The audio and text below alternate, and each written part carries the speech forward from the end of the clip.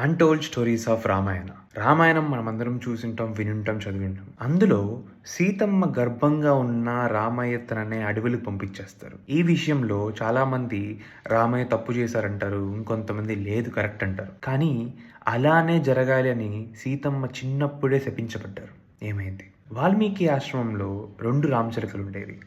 సుఖ, సుఖి. ఆ 2 రామచిలుకలు ఒక పేరు. సుఖి ఫీమేల్ రామచిలక. వాల్మీకి ముందు జరగబోయే రామాయణం గురించి, రాముడి గురించి చెప్పుకుంటూ ఉంటే ఈ సుఖి వింటూ ఉండేది. అది విని ఆ 2 రామచిలుకలు అక్కడి నుంచి మిదిలకి వచ్చి ఆ సుఖాకి జరిగే కథంతా చెప్తూ ఉండేది. అలా చెప్తుంటే ఒకరు వినేశారు. ఎవరు?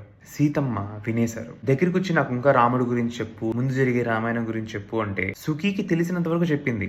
మొత్తం కథ చెప్పు అంటే పాపం వాటికి ఎలా తెలుస్తుంది? మాకు మొత్తం కథ తెలీదు అంటే సీతమ్మ విన్నారా? లేదు. మరేం చేశారు? ఆ 2 చిలకల్లో సుఖీని అంటే ఫీమేల్ చిలకని పంజరంలో ఎత్తిపెట్టారు. నువ్వు మొత్తం కథ నాకు చెప్తేనే నేను పంపిస్తా అన్నారు. మరి మేల్ చిలుక ఏం చేసింది? బాధపడింది, బ్రతిమాలింది. ఆ చిలుక ప్రెగ్నెంట్గా ఉంది, మేము ఇంటికి వెళ్ళాలి, వదలండి అన్న వదిలేరా? లేదు. అలా ఆ బాధతో ఆ ఫీమేల్ చిలుక పంజరంలోనే చనిపోయింది. అది చూసి శుక కోపంతో ఒక శాపం పెట్టింది.